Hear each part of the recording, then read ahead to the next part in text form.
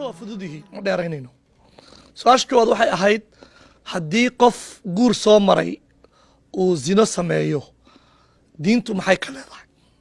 horta waxaa kala duwanaanaya, anigu ma rabo inaan cid kale magacooda ku hadlo, waxaan rabaa kayga inaan isticmaalo si aan dembigayga anigu u yeesho. waxaa kala duwanaanaya qofkaas wuxuu qabo iyo qofkaa wuxuu qabo. diinta islaamka anigu kitaabkan qur-aanka baan u aqaana, marka waxaan ku jawaabayaa qur-aanku muxuu ka leeyahay arrintaas. qur-aanku wuxuu leeyahay qofku hadduu zinaysto ama guur ha mara ama yuusan marin, aلzaaniyatu wالzaani fajliduu kula waaxidin minhumaa 100 jalda, 100 karbaash baa qur-aanka waajibay. waa markii 4 markhaati ay ku aragto. qofkaas maya lama karbaashaye waa la dilayaa, qur-aanka kuma taalo. ciddii meel kale ku haysa ayadaa laga rabaa inay keento.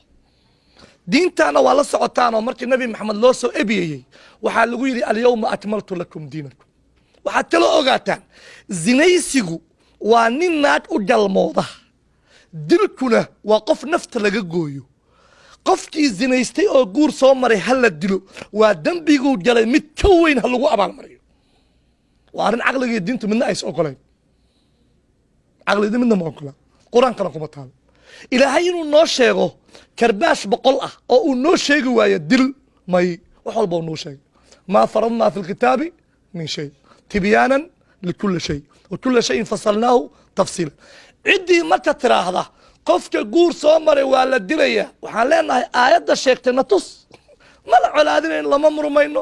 hadduu aayad soo waayo oo uu yidhaahdo xadiis baa yidhi ama culumaa tiri, waxaan leenahay annaga diintayada allaa leh, diintayada ilaahay lalama laha. alaa lilaahi diin اlkhaalis, hooy ilaahay keligiisaa diinta. haddaa marka adigu og tahay diin ay alle iyo culummo iyo nebiyaal shirto ku yihiin, annaga taayada waa kitaab qur'aana, ilaahay keliyaana iskale, cidna lama laha. alxamdulilahi wakafaa wasalaatu wasalaamu calaa rasuulillaah. haddii aan jawaabta hore siiyo ninkan odayga ah, aayaddaas ilaahay subxaanahu watacaala kitaabkiisa uu ku soo dejiyey, saxaabada nabigana calayhi salaatu wasalaam way akhriyeen, wayna weeleeyeen, wayna xifdiyeen. xilliga nabigana calayhi salaatu wasalaam way dhaqan gashay oo haweeney iyo waxaa lagu fuliyey maacis iyo ninkii yahuudiga gabadha yahuudiyad ahayd ayuu nabiga calayhi salaatu wasalaam rajmiyey. xilligii khulaafadii nabiga calayhi salaatu wasalaam ka bacdina waa la weeleeyey, waana arrin xaqan shaki aanu ku jirin. laakiin aayadaas waa la nasaqa lafdigeeda, waxaa baaqiya macnaheeda. culummadu waxay dhaheen nasaqa kitaabka ilaahi subxaanahu watacaala ku soo arooro wuxuu u qaybsamaa 3 qaybood. midda hore waxay tahay mid la nasaqay xukunkeeda laakiin baaqi yahay lafdigeeda ay dadka ay akhrinayaan, iyo mid la nasaqay lafdigii oo lafdigii meeshii laga tiray baaqina yahay, xukunkeeda baaqi yahay, iyo mid labadaba la nasaqay lafdan wa xukman, labadaba meesha laga bixiyey. haddii aan kaa siiyo midda hore tusaalo oo lafdigii yacni waxaa la nasaqay xukunkii waxaana baaqi ah lafdigii. ilaahay subxaanahu watacaala qur-aankiisa يكن منكم 20 صابرون يغلبوا 200 وإن يكن منكم 100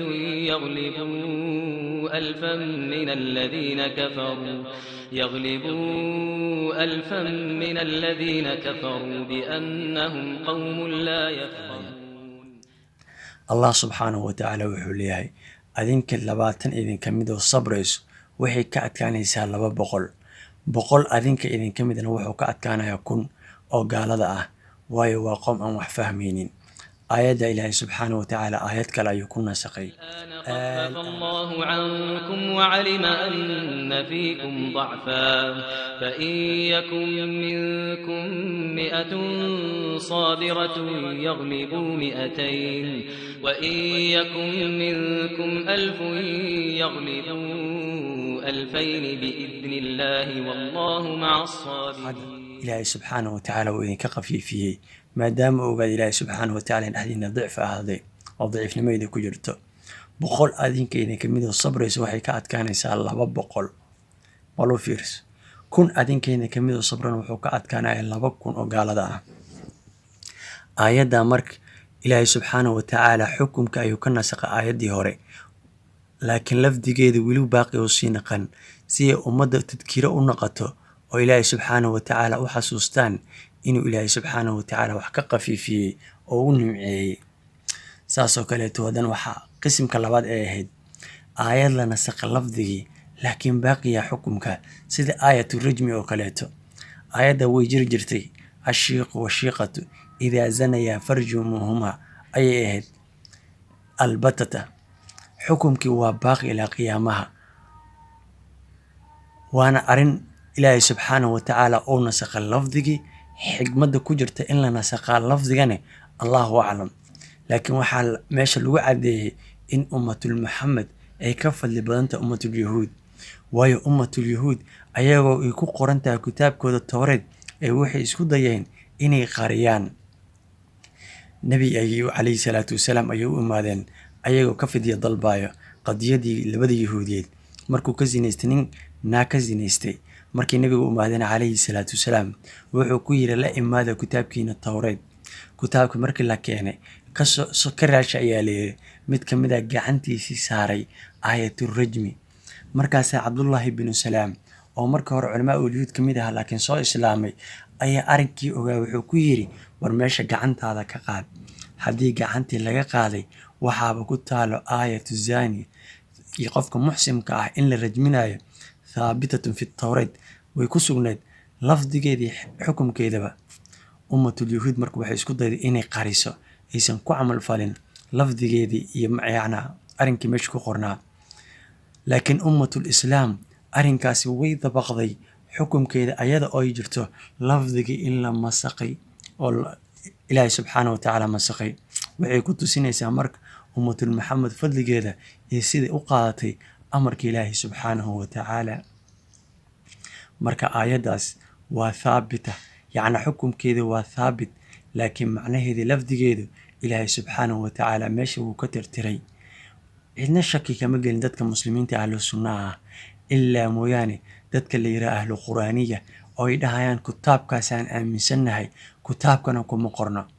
bal su-aal aan weydiinaba asiga, kitaabka ilaahay subxaanahu watacaala ma ku qoran tahay 5 salaadood ragcooyinka la dukanayo iyo kayfiyadda loo dukanayo ma ku qoran tahay? zakada qaabka loo bixinayo iyo inta ku waajibayso qur-aanka ma ku qoran tahay? maya, sunnada nabiga calayhi salaatu wasalaam ayaa lagu caddeeyey. annagu haddaynu nahay dadka ahlu sunna ah waxaynu rumaysannahay allah subxaanahu watacaala kitaabkiisa iyo sunnada nabiga calayhi salaatu wasalaam, waayo nabiga calayhi salaatu wasalaam wuxuu ahaa mid ka caddeeyey kitaabka qur-aanka. waxaa qur-aanka loogu soo dejiyey inuu dadka u caddeeyaa aayadaha mujmalka ah ama aayadaha ay fahmi waayaan. nabiga calayhi salaatu wasalaam rabbi wuxuu qur-aankiisa ku yidhi adiicu llaha wa adiicu rasuul. bal u fiirso, ma loo soo diro rasuulka ilaa liyudaac, in la adeeca mooyaane. nimankan way diidan yihiin nabiga calayhi salaatu wasalaam, waxay leeyihin sunnadiisa xagga naga dhiga. haddii aan waxyar ku darsado, nabiga calayhi salaatu wasalaam wuxuu yidhi waxaa imaan doonto waqti nin asiga oo dangiiga loo imaado loona sheega xadiis xaggayga ka yimid, markaasuu dhihi doonaa anigii adinka dhexdeena waxaa ahaaday kitaabka qur-aanka. kitaabka qur-aanka wuxuu xalaaleeya noo xalaale, wuxuu xaaraantinimo ay noo xaaraame. hooy baraarugayuu nabiga calayhi salaatu wasalaam, rasuulkii ilaahay ma uusan xaaraantinimeynin ilaa ilaahay subxaanahu watacaala wuxuu xaaraantinimooye mooyaane. oo nabiga calayhi salaatu wasalaam maa yandiqu cani ilhawa in huwa ilaa waxyin yuuxaa. wax walba oo sheego sunnada ah waa wax loo waxyooday ee ma aha wuxuu doono mid iskaga hadla.